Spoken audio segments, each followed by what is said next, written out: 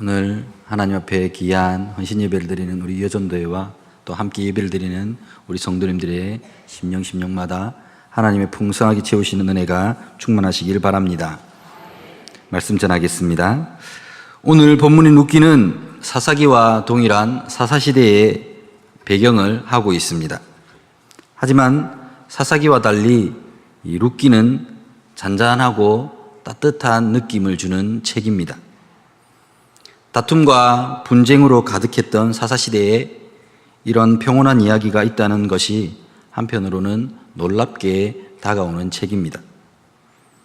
오늘 헌신 예배를 드리는 우리 여전도회 모두가 정말 이 룻기의 내용의 따뜻함처럼 그런 따뜻함을 가진 하나님의 일꾼들이 되셨으면 좋겠습니다. 누군가의 마음에 잔잔하고 평온한 영향력을 끼치는 그런 하나님의 사람들이 되시기를 바랍니다. 지금 사사시대와 마찬가지로 우리가 살아가고 있는 이 세상도 치열한 경쟁과 험난한 세파 속에서 하나님의 품 안에 속하여 살아가는 사람들은 이 평온하고 따뜻하게 살아갈 수 있다는 것을 룻기는 오늘 우리 성도들에게 보여주고 있습니다. 그리고 그 따뜻한 세계로 우리를 성도들을 초대하고 있습니다. 우리가 잘 알고 있는 이 룻이라는 여인은 예수님의 족보에 언급된 이 4명의 여인들 중에 한 명입니다. 그런데 이 여인은 이스라엘 유다 사람이 아니라 이방 땅인 모압 사람이었습니다. 룻기는 본래 베들레헴에서 단란한 가정을 이루며 살았던 이 엘리멜렉이라는 가족에게 이 흉년으로 인해 시련이 닥친 이야기로 시작을 합니다. 그 흉년을 견디다가 결국 온 가족이 식량을 찾아서 모압 땅으로 건너가게 됩니다. 그곳에서 엘리멜렉의 아들 말론과 기럐이 룻과 오르바라는 여인을 만나서 결혼을 하게 됩니다.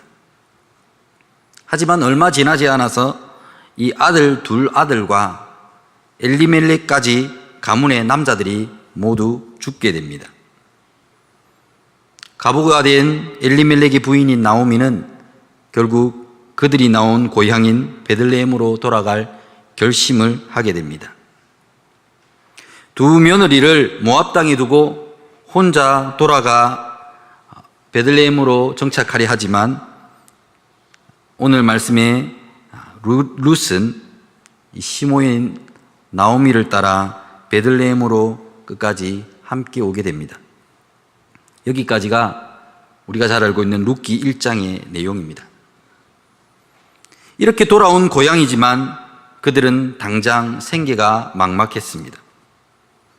그래서 룻은 나오미의 제안대로 당시 과부들에게 허용됐던 관습을 따라 이삭을 주우러 나가게 되었고 그 밭의 주인인 보아스를 만나 후한 대접을 받게 되는 장면이 오늘 우리가 함께 살펴본 본문의 말씀의 배경입니다.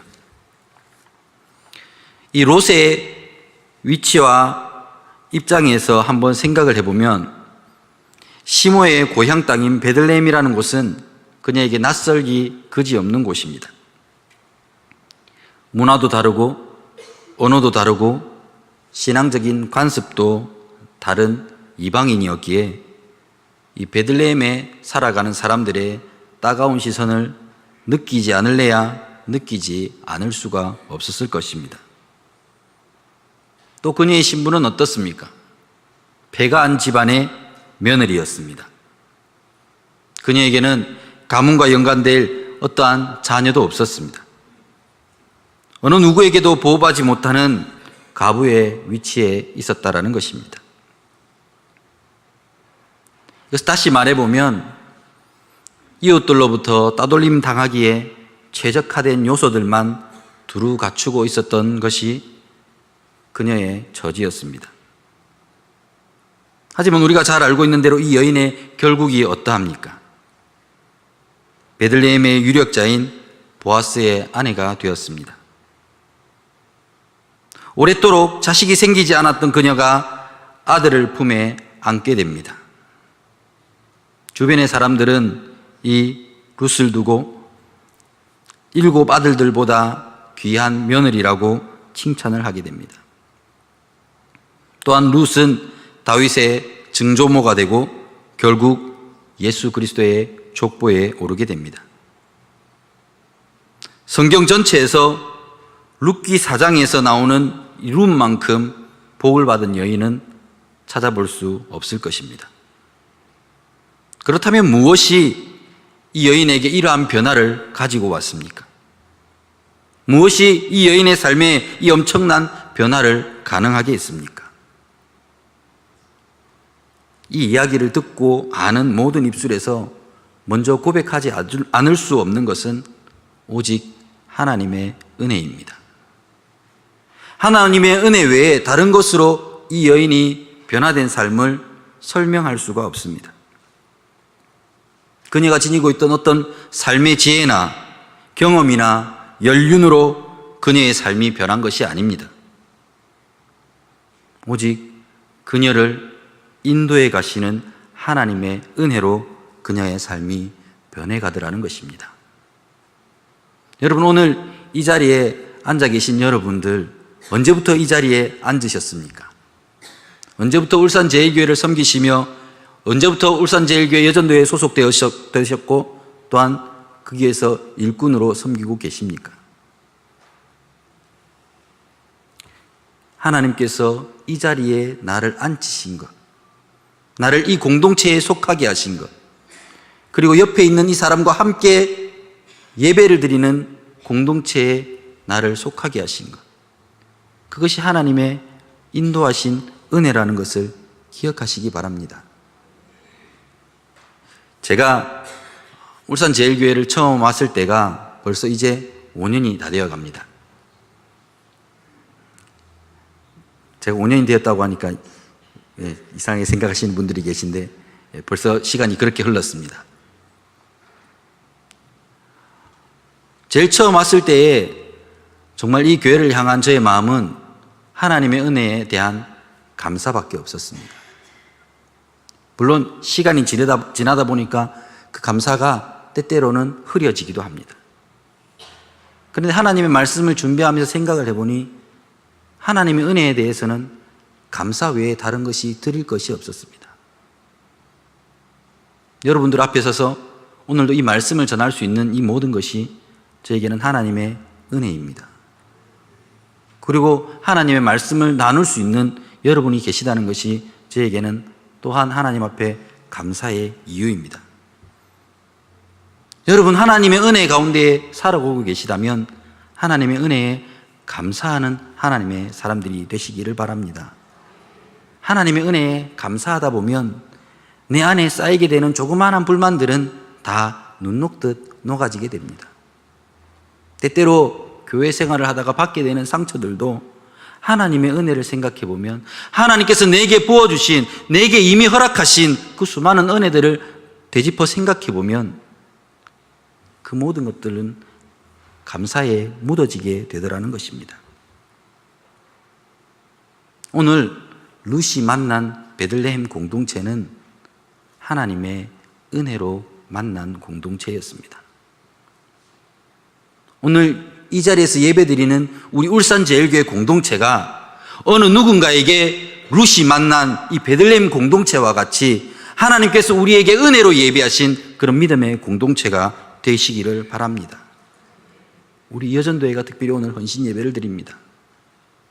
이 교회에 아무것도 모르고 처음 나오게 된 어떤 여자분들의 그 공동체에 속하게 될 그들의 두렵고 떨리는 마음 가운데에 여러분들이 예비되어진 베들레헴 공동체가 되셨으면 좋겠습니다. 하나님은 룻에게 나오미의 삶에 이 베들레헴 마을 사람들을 사용하셨습니다. 어찌 보면 룻이나 나오미는 소망을 잃어버린 꺼져가는 등불과도 같은 사람들이었습니다. 살기가 막막하고 생명의 위험마저 이들 앞에는 닥쳐오고 있었습니다. 그런 그들에게 하나님은 베들레헴 공동체를 예비하시고 그 둘을 그 공동체에 맡기신 것입니다. 오늘 우리에게도 하나님은 우리에게 영혼을 맡기실 것입니다. 이 교회와 우리의 공동체에 영혼을 맡기실 때에 그 영혼들을 하나님 앞에 어떠한 모습으로 섬겨야 할 것인지 함께 말씀을 통해서 생각을 해보았으면 좋겠습니다. 바라기는 오늘 이 자리에서 모여 예배드리는 우리 교회의 모든 성도들이 이 일을 잘 감당하는 공동체의 구성원들이 되었으면 좋겠습니다. 그래서 상처와 좌절을 경험하고 있는 그 사람들이 이 공동체에 나와서 그들의 무너진 마음을 다시 한번 하나님 앞에서 세워갈 수 있는 그런 은혜의 공동체가 우리 공동체가 되어야 한다는 것입니다. 하나님이 섭리하심으로 우리를 이 자리에 인도해 주신 것처럼 어떤 누구에게 하나님의 섭리하심으로 우리가 다가갈 수 있는 그런 믿음의 공동체가 되시기를 바랍니다. 이것이 얼마나 고귀하게 쓰임받는 삶이며 얼마나 신나는 삶이겠습니까? 우리를 통해서 누군가가 생명을 살아나게 되고 그 생명을 풍성하게 누리게 된다면 그것만큼 귀한 일이 하나님 앞에 어디 있겠습니까? 오늘 말씀에 이 나타나는 룻은 당시 사회적 통념과 간섭으로 볼 때 사람들 앞에 소외될 수밖에 없는 사람이었습니다. 사람들 앞에 주변인으로 살아갈 수밖에 없었던 사람이었습니다. 그런데 우리가 말씀을 통해서 만나는 이 룻을 품어준 이 베들레헴 공동체가 그 여인을 주변인이 아닌 중심인으로 만들어 가더라는 것입니다. 분명한 것은 하나님의 은혜입니다. 그렇지만 하나님의 은혜만으로 이 이야기를 다 나눌 수 없어 오늘 이 베들레헴 공동체를 조금 더 세밀하게 살펴보기 원합니다. 먼저 이 베들레헴 공동체가 가지고 있었던 요소입니다. 베들레헴 공동체는 어떤 공동체였습니까? 룻이 만난 베들레헴 공동체는 상대방에게 좋은 면에 관심을 갖고 상대방에 대한 좋은 이야기를 나누는 공동체였습니다. 오늘 본문 11절과 12절 말씀을 다시 한번 보시겠습니다. 11절과 12절 말씀입니다. 제가 읽어드리겠습니다. 보아스가 그에게 대답하여 이르되 내 남편이 죽은 후로 내가 시어머니에게 행한 모든 것과 내 부모와 고국을 떠나 전에 알지 못하던 백성에게로 온 일이 내게 분명히 알려졌느니라. 여호와께서 내가 행한 일에 보답하시기를 원하며 이스라엘의 하나님 여호와께서 그의 날개 아래에 보호를 받으러 온 내게 온전한 상 주시기를 원하노라 하는지라. 아멘. 오늘 보아스는 자신에게 어떤 유익도 되지 않고 오히려 자신에게 신세를 지려고 하는 룻을 축복하는 말을 하고 있습니다. 그녀에게 좋은 말을 들려주며 자신이 주변으로부터 들은 좋은 말을 그녀에게 꺼내어 놓습니다. 그리고 13절을 보면 이 말을 들은 룻은 13절 후반절에 당신이 하녀를 위로하시고 마음을 기쁘게 하는 말씀을 하셨나이다 라고 고백하고 있습니다.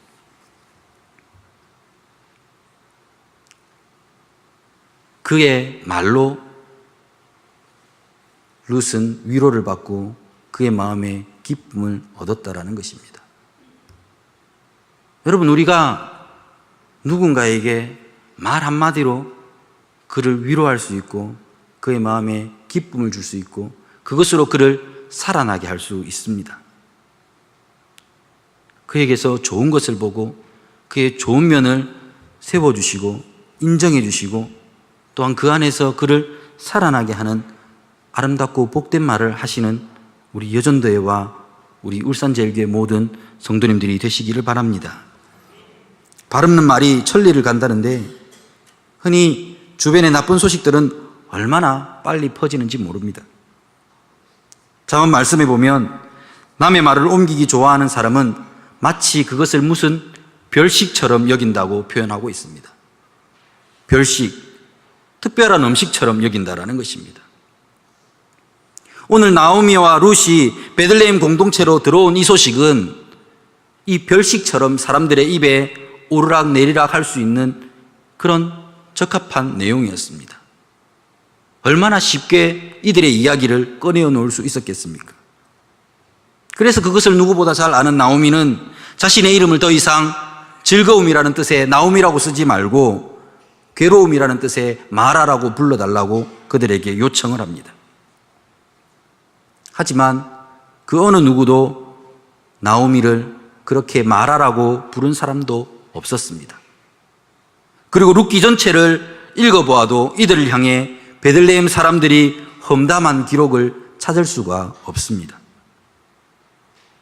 오히려 그들은 베들레헴으로 들어온 이 여인들이 보이고 있는 착한 행실에 관심을 가졌고 이삭을 주우러 나온 룻에게 보아스는 그들의 말을 꺼내며 위로와 은혜를 베풀고 있는 것입니다.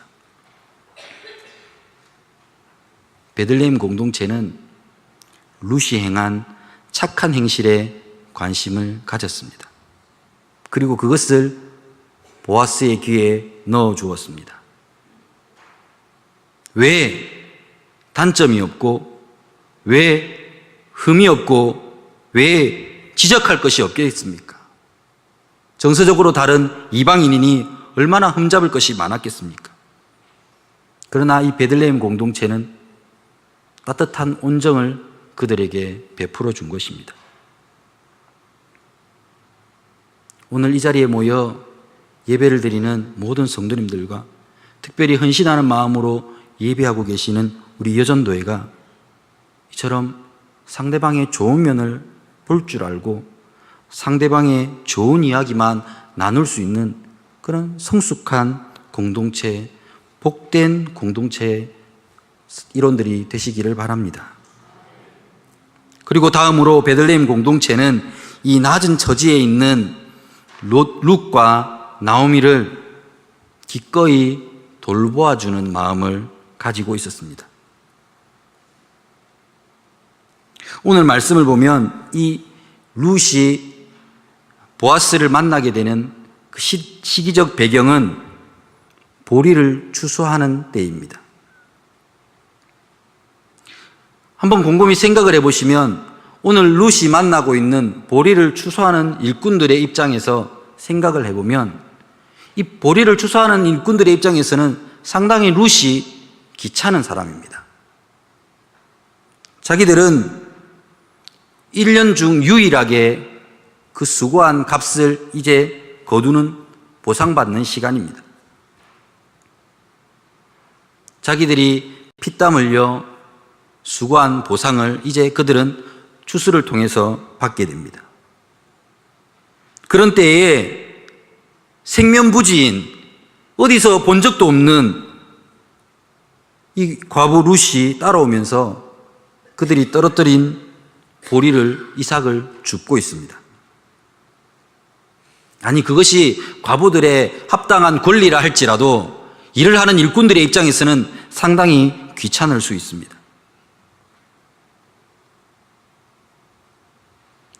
자기들은 이 보리를 거두기 위해 이렇게 수고하고 희생하고 헌신했는데 이 여인은 이 보리를 거두기 위해 대체 한 일이 무엇이란 말인가? 그들의 마음이 그런 마음이 생기는 것도 무리는 아닙니다. 여러분도 신앙생활 하시다 보면 때때로 그렇지 않으십니까? 오늘도 헌신을 다짐하며 예배를 드리시는데 내가 교회에서 나는 헌신하고 충성하고 봉사하고 이만큼 이 교회를 가꾸어 왔는데 저 사람은 대체 무엇인데 그것을 다 누리기만 하는가? 여러분 때때로 그런 생각이 우리의 마음 가운데에도 이 일꾼들의 마음처럼 들 수 있습니다. 그것이 무리가 아닙니다. 그렇지만 오늘 이 베들레헴 공동체는 그 룻을 그러한 모습으로 대하지 않았다라는 것입니다. 오늘 말씀 16절을 보면 보아스의 말입니다. 그를 위하여 곡식 다발에서 조금씩 뽑아버려서 그에게 줍게 하고 꾸짖지 말라 하니라 이야기합니다.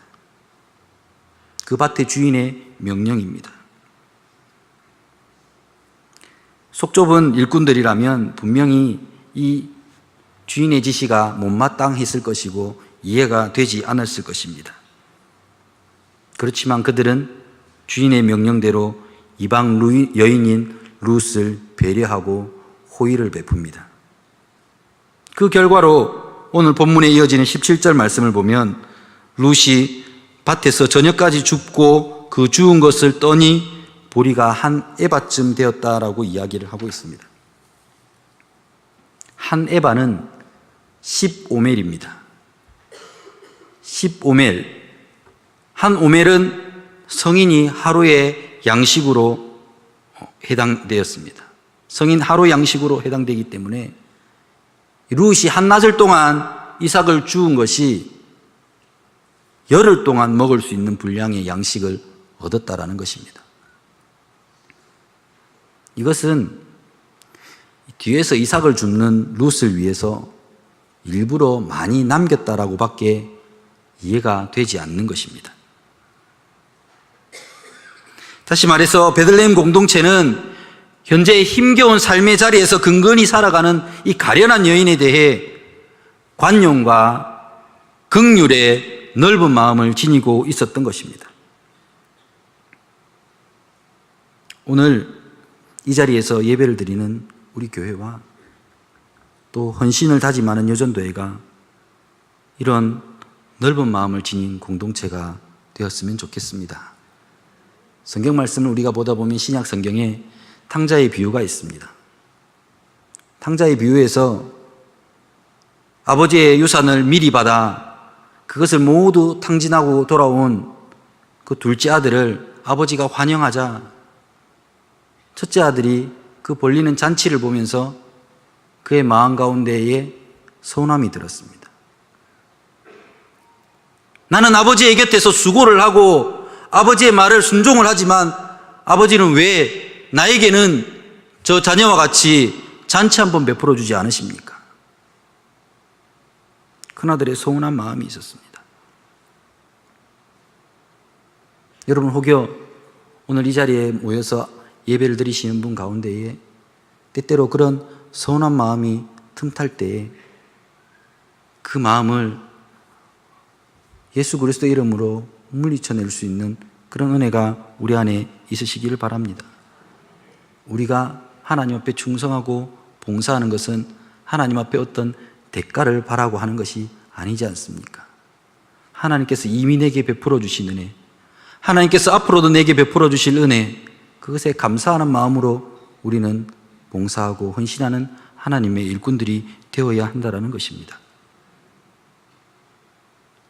여러분 곁에서 힘겨운 삶을 살아가는 성도들을 대할 때에 혹은 믿음이 약한 사람이나 새가족들을 대할 때에 우리의 마음이 이 베들레헴 공동체와 같이 배려하고 호의를 베풀고 따뜻한 마음으로 그들을 섬길 수 있는 공동체가 되어야겠습니다.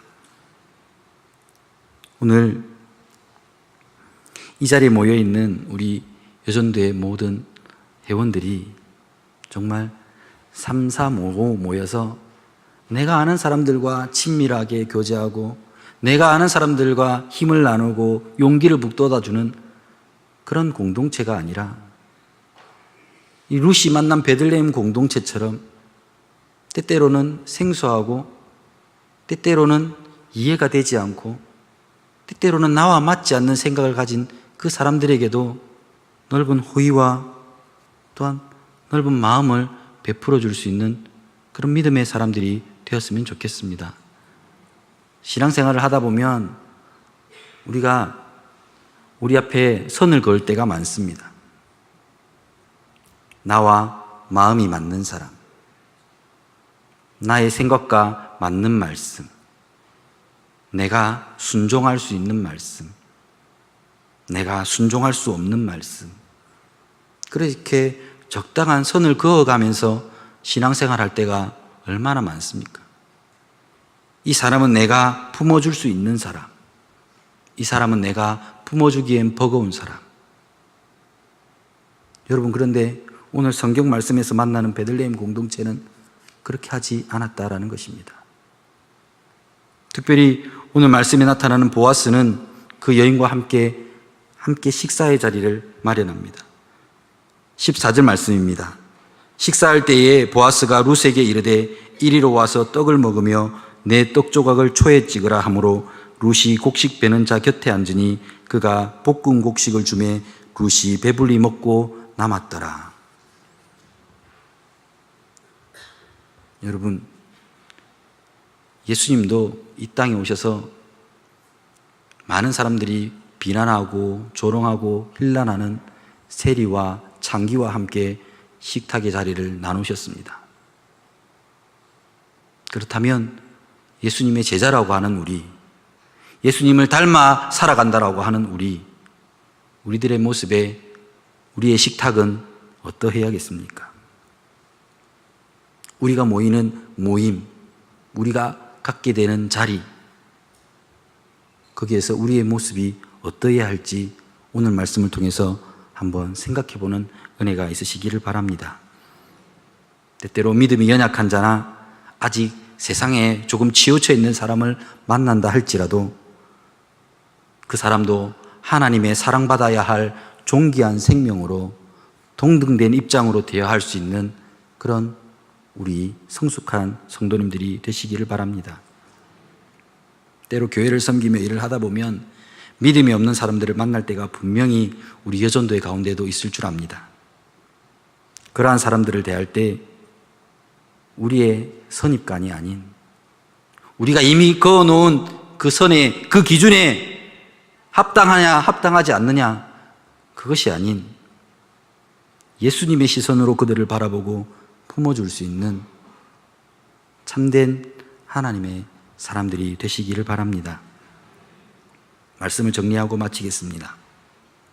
오늘 룻이 만난 베들레헴 공동체는 하나님의 은혜로 인도함 받은 공동체였습니다. 하나님의 은혜를 모두 알고 있는 공동체였기에 누가 잘났다고 자기의 잘남을 뽐낼 필요가 없었습니다. 다 이미 하나님의 은혜로 내가 이 자리에 있는 것이기 때문입니다. 그저 하나님의 베풀어 주신 은혜에 감사하는 공동체였습니다. 또한 상대방에 대해 좋은 것을 바라보고 그 사람을 험담하지 않고 좋은 면에 관심을 가져주는 공동체였습니다. 힘겹고 낮은 처지에 있는 자들의 어려움을 공감할 뿐만 아니라 그들을 적극적으로 돕는 공동체였고 자기의 선입관이 아니라 열린 마음으로 그들을 품어주는 공동체였습니다. 오늘 우리가 속하고 우리가 머무르며 살아가는 우리의 교회와 우리의 여전도회가 이러한 공동체, 이러한 베들레헴 공동체와 같은 공동체가 되시기를 바랍니다. 그리하여 예수 그리스도를 닮은 믿음의 공동체가 되어 하나님 앞에 아름답게 열매 맺으시고 하나님의 기뻐하심이 되는 귀하고 복된 우리 여전도회와 울산제일교회 모든 성도님들이 되시기를 주님의 이름으로 간절히 소원하며 이 말씀을 전합니다.